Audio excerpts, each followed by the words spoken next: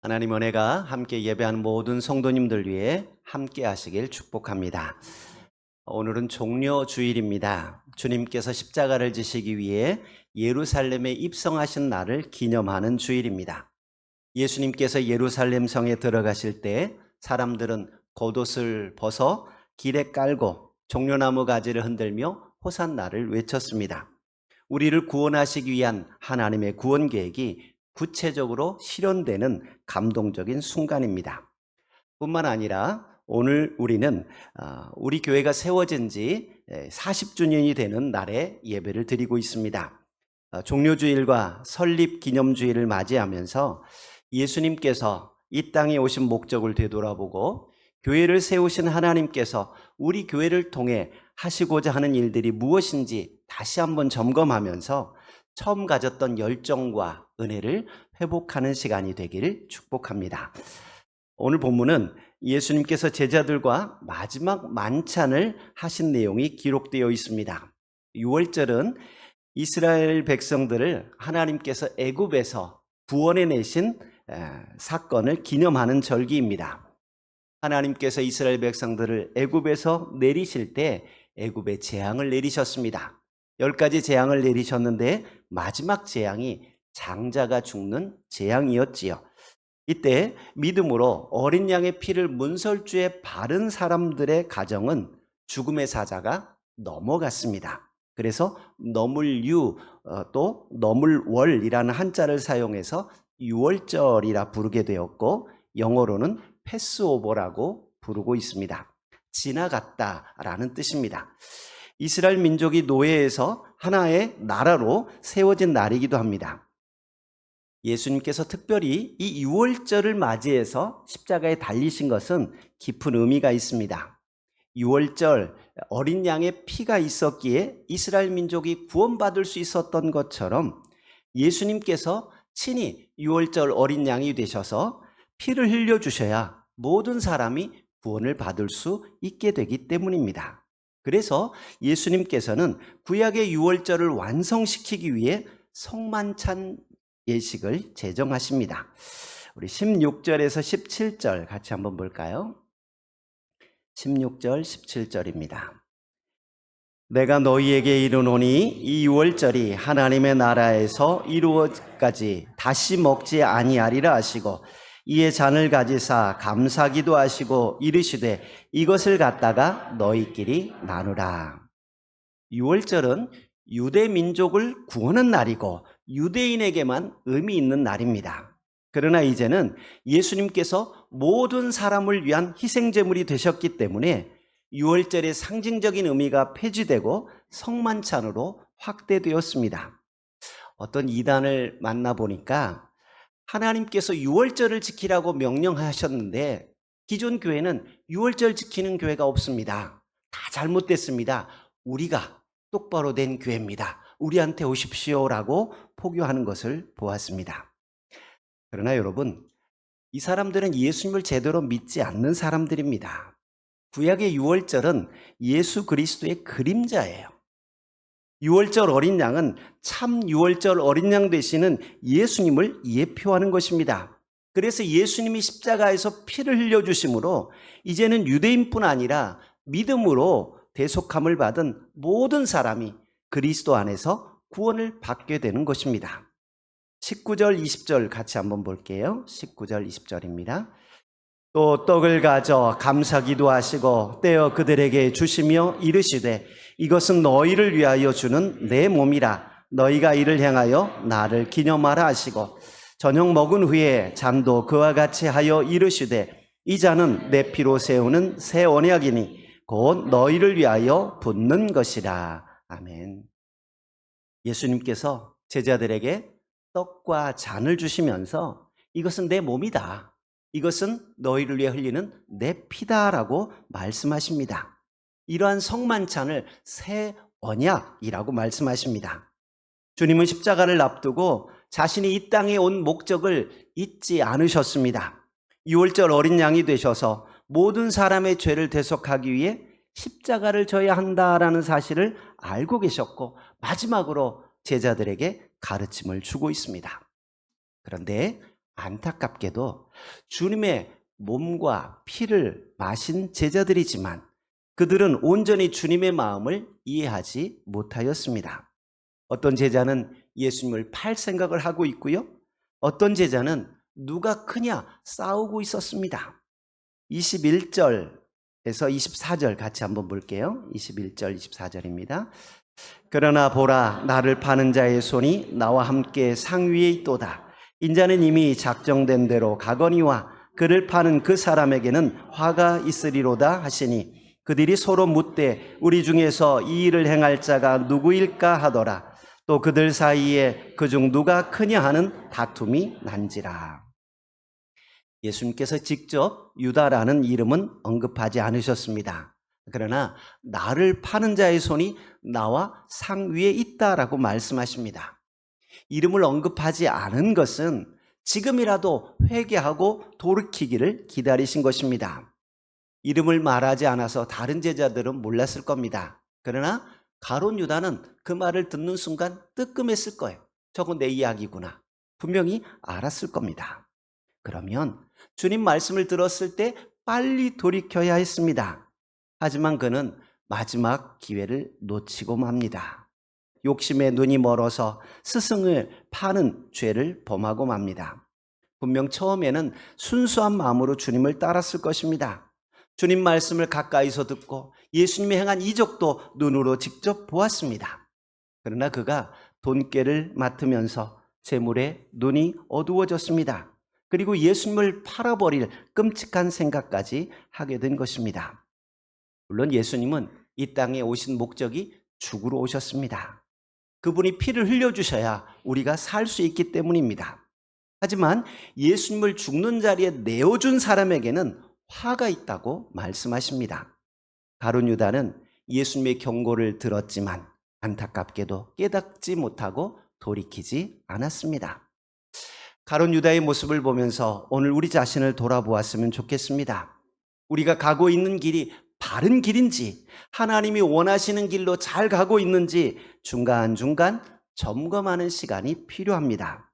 그래서 잘못 가고 있다면 빨리 돌이켜야 합니다. 잘못된 길인 줄 알면서도 돌이키지 않으면 열심히 간 만큼 어긋나는 겁니다. 하나님께서 우리에게 기회를 주실 때 그 기회가 마지막 기회일 수 있음을 기억하고 빨리 하나님께로 돌아와야 합니다. 우리 안에 처음에 은혜 받고 가졌던 뜨거운 열정이 있는지 돌아보십시오. 간절히 기도하고 뜨겁게 찬양하던 첫 믿음의 열정을 잃어버렸다면 빨리 돌이킬 수 있기를 바랍니다. 사람들 눈치 보지 않고 주님만을 바라보며 살아왔던 믿음의 순수함이 우리에게 그대로 있는지 돌아보십시오. 자꾸 계산적이 되어가고 하나님보다 사람들을 더 의식하고 있다면 빨리 마음의 생각을 바꾸시기 바랍니다. 잘못된 길로 가고 있다는 것을 깨달았을 때 빨리 돌이키는 것이 복된 지름길입니다. 그런데 문제는 다른 제자들도 주님의 말씀을 제대로 깨닫지 못했다는 겁니다.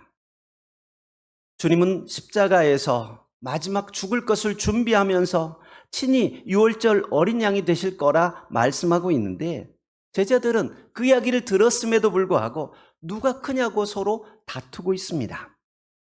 예수님의 나라가 지상왕국으로 생각했던 모양입니다. 그래서 주님의 나라가 임할 때에 우리가 좀 더 높은 자리에 앉아야겠다라고 생각한 것 같습니다.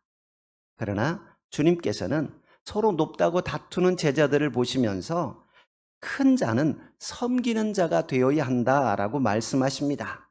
마가복음 10장 43절 44절에서는 너희 중에 누구든지 크고자 하는 자는 너희를 섬기는 자가 되고 너희 중에 누구든지 으뜸이 되고자 하는 자는 모든 사람의 종이 되어야 한다라고 말씀하셨습니다. 뿐만 아니라 요한복음 13장에서는 제자들의 발을 씻겨주시면서 섬기는 자의 보범을 보여주셨습니다. 예수님은 이방인의 임금들은 그들을 주관하고 다스리지만 너희는 섬기는 자가 되어야 한다라고 말씀하십니다. 25절에서 27절 같이 한번 볼까요? 25절. 예수께서 이르시되 이방인의 임금들은 그들을 주관하며 그 집권자들은 은인이라 칭함을 받으나 너희는 그렇지 않을지니 너희 중에 큰 자는 젊은 자와 같고 다스리는 자는 섬기는 자와 같을지니라. 앉아서 먹는 자가 크냐 섬기는 자가 크냐? 앉아서 먹는 자가 아니냐? 그러나 나는 섬기는 자로 너희 중에 있노라. 아멘. 25절에 보면 이방인의 임금들은 그들을 주관하며 라고 말합니다. 이때 주관하다 라는 말은 통치하다, 다스리다, 주가 되다 라는 뜻입니다. 사람들 위에 군림하는 것을 말해요. 이방인의 임금들은 사람들을 다스리고 군림하면서도 은인이라 칭함받기를 원한다는 겁니다. 선행자나 자성가라는 소리를 듣고 싶어하는 이중적인 위선적인 모습을 지적하십니다. 세상 권력자들은 사람들 위해 군림하는 사람들이지만 너희는 그렇지 않아야 한다라고 말씀하십니다. 주님은 이 땅에 모든 사람을 구원하기 위해 이 땅에 오셨고 섬김을 받으러 온 것이 아니라 섬기러 오셨습니다. 그래서 섬기는 자로 너희 중에 있다라고 말씀합니다. 주님은 이 땅에 계시는 동안 분명한 사역을 기억하고 계셨고 섬김의 삶을 사셨고 마지막 십자가를 앞두고서도 그 마음을 잃지 않았습니다. 주님께서 마지막 십자가 지시기 며칠 전에 주신 이 교훈의 말씀이 섬김이라는 사실을 기억할 때 섬김이 신앙생활에서 얼마나 중요한지 또 한 번 깨닫게 됩니다. 주님께서 보여주신 섬김의 모습을 조금 더 자세히 살펴보기 원합니다. 그러면 섬김이란 무엇일까요? 성경에서 섬김은 단순히 일을 대신해 주는 행위를 넘어서 자신을 낮추고 다른 사람의 유익을 위해 자신을 드리는 태도를 이야기합니다. 특별히 오늘 본문에서 사용된 단어는 디아코니아라는 단어인데 봉사적, 헌신적 돌봄을 이야기합니다. 섬김에 대한 다양한 정의가 있을 수 있겠지만 주님께서 섬김의 도를 말씀해 주신 배경을 살펴본다면 좀 더 정확하게 그 의미를 알 수 있을 것입니다. 주님께서 섬김의 도를 말씀하신 오늘 본문의 배경은 제자들이 누가 더 크냐 다툼이 있을 때 주신 말씀입니다. 주님은 세상 임금들과 집권자들을 언급하시면서 세상의 가치관과 반대의 삶을 말씀하십니다. 세상에서는 큰 자가 섬김을 받고 앉아서 먹는 자가 크다고 인정받습니다. 하지만 주님은 반대로 이야기하십니다. 그렇다고 한다면 섬김은 큰 자가 아니라 작은 자가 되어야 하는 것이라는 것을 알 수 있습니다. 여러분, 상대방과 여러 사람들 만났을 때 내가 제일 큰 자다라고 생각하면 섬김과 거리가 멀어집니다. 그런데 내가 젊은 자이고 내가 가장 낮은 자이다라는 생각을 하게 되면 내가 먼저 수저를 놓는 거지요. 자동으로 섬김의 방향이 설정이 됩니다. 어떻게 행동해야 할지 답이 나오는 거예요. 섬김은 하나님의 사랑을 힘입어 나의 자리를 낮추고 다른 사람의 유익을 위해 기꺼이 헌신하는 삶의 태도를 이야기합니다. 그러면 우리가 섬겨야 할 대상은 누구일까요? 대부분 우리가 섬겨야 할 대상이라고 한다면 내가 좋아하는 사람, 나보다 또 어려운 사람, 또는 나에게 잘해주는 사람에게 섬겨야 한다라고 생각할지 모릅니다. 그러나 주님께서 나는 섬기는 자로 너희 중에 있다라고 말씀하신 것을 보면 예수님께서 제자들을 섬기셨다라는 말인데 주님이 섬기는 대상 중에는 예수님을 팔려고 생각하고 있는 가룟 유다도 있었고 예수님을 모른다고 부인할 베드로도 있었습니다. 주님은 누가 자기를 팔지, 누가 자기를 모른다고 부인할지 아셨습니다. 34절 보시면 베드로가 다 굴기 전에 3번이나 부인할 것을 분명히 아셨습니다. 하지만 주님은 그들의 발을 씻겨주시면서 여전히 섬기고 계셨습니다. 주님은 상대의 자격을 따져가며 섬기지 않으셨습니다. 우리가 섬겨야 할 대상이 따로 있지 않다는 말입니다. 선한 사마리아인의 비유를 아실 겁니다. 이야기를 들은 율법교사는 우리 이웃이 누굽니까? 라고 질문합니다. 이웃의 범위를 내가 정하는 거지요. 저 사람은 내 이웃이야. 내가 도와줘야 돼. 저 사람은 내 이웃이 아니야. 나하고 상관없어. 라고 선을 긋습니다. 그런데 주님은 누가 강도 만난 자의 이웃이냐라고 질문하십니다. 우리는 부지런히 누가 내 이웃인지를 판단하지만 기억해야 할 것은 내가 섬길 자를 구분하는 것이 아니라 어려움을 당하고 섬김이 필요한 사람이 우리 섬김의 대상이라는 사실을 기억해야 합니다. 주님은 지극히 작은 자 하나에게 한 것이 곧 내게 한 것이라고 말씀하셨습니다. 우리 직장과 가정과 교회 안에서 내가 섬겨야 할 사람이 누구인지 살펴볼 수 있기를 바랍니다. 또한 우리가 궁극적으로 섬겨야 할 대상은 하나님이심을 기억해야 합니다. 하나님 앞에 올바른 예배와 헌신으로 하나님을 잘 섬기는 믿음의 성도들 되시길 축복합니다. 그렇다면 어떻게 섬겨야 할까요? 주님께서는 제자들에게 내가 섬기는 자로 너희 중에 있다라고 말씀하셨지만 그렇다고 해서 매번 제자들의 발을 씻겨주신 것은 아닙니다. 주님은 제자들이 마지막까지 싸우고 다투고 서로 크다고 이야기하는 모습들을 보면서 책망하지 않으시고 또 말씀하고 또 가르치시고 또 교훈하여 주십니다. 섬김은 우월감이나 자존감을 내려놓고 상대방을 귀하게 여길 때 시작됩니다. 로마서 12장 6절에서 8절 우리 같이 한번 볼게요. 우리에게 주신 은혜대로 받은 은사가 각각 다르니 혹 예언이면 믿음의 분수대로, 혹 섬기는 일이면 섬기는 일로, 혹 가르치는 자면 가르치는 일로, 혹 위로하는 자면 위로하는 일로, 구제하는 자는 성실함으로, 다스리는 자는 부지런함으로, 긍휼을 베푸는 자는 즐거움으로 할 것이니라. 아멘. 하나님께서 우리 모두에게 각각 다른 재능과 은사를 주셨습니다. 어떤 이는 잘 가르치는 사람이 있고요. 어떤 이는 위로를 잘해주는 사람이 있습니다. 어떤 이는 긍휼로 베푸는 것을 너무 좋아합니다. 여러분, 나에게 주신 은사를 깨달아 거기에 맞게 섬기는 것이 필요합니다.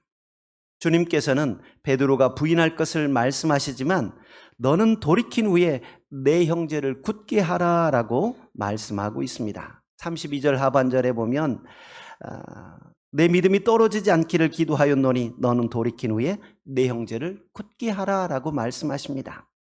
시몬에게 네가 나를 부인할 거야. 그러나 너가 돌이킨 후에 다른 사람의 발을 씻어줘라 말씀하진 않았습니다. 오히려 돌이킨 후에 형제를 굳게 하라라고 말씀하십니다. 그것이 베드로에게 요구하는 섬김의 부분인 것입니다. 어떤 이는 기도로 섬기고 어떤 이는 용서와 인내로 섬기고 기회 있을 때마다 사랑으로 섬길 수 있기를 바랍니다. 사랑 없는 섬김은 일일 뿐이고 노동일 뿐입니다. 나에게 주신 은사를 따라서 내가 할 수 있는 부분으로 하나님을 섬기고 교회를 섬기고 이웃을 섬길 수 있기를 축복합니다. 그럴 때 하나님께서는 놀라운 축복을 약속하십니다. 29절 30절 같이 한번 볼게요. 29절입니다. 내 아버지께서 나라를 내게 맡기신 것 같이 나도 너희에게 맡겨 너희로 내 나라에 있어 내 상에서 먹고 마시며 또는 보좌에 앉아 이스라엘 열 하노라. 아멘. 우리가 섬기는 모습을 사람들이 알아주지 않고 보지 못한다 할지라도 주님은 보시고 주님은 다 알고 계십니다. 마지막 날 주님과 함께 하나님께서 베푸신 상에서 함께 먹고 마시며 보좌에 앉아 12지파를 다스릴 은혜를 약속하셨습니다. 섬김은 단순히 누군가를 도와주는 행동으로 끝나지 않고 공동체와 나 자신에게 풍성한 열매를 제공해 줍니다.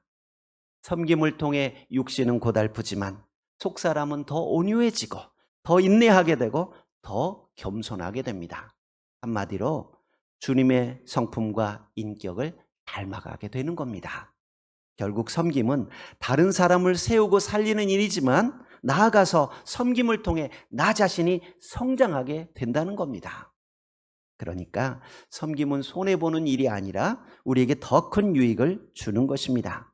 섬김을 통해 공동체가 건강하고 따뜻해집니다. 섬김을 통해 외로운 이가 위로를 받고 지친 자가 새 힘을 얻고 길 잃은 자에게 복음이 됩니다.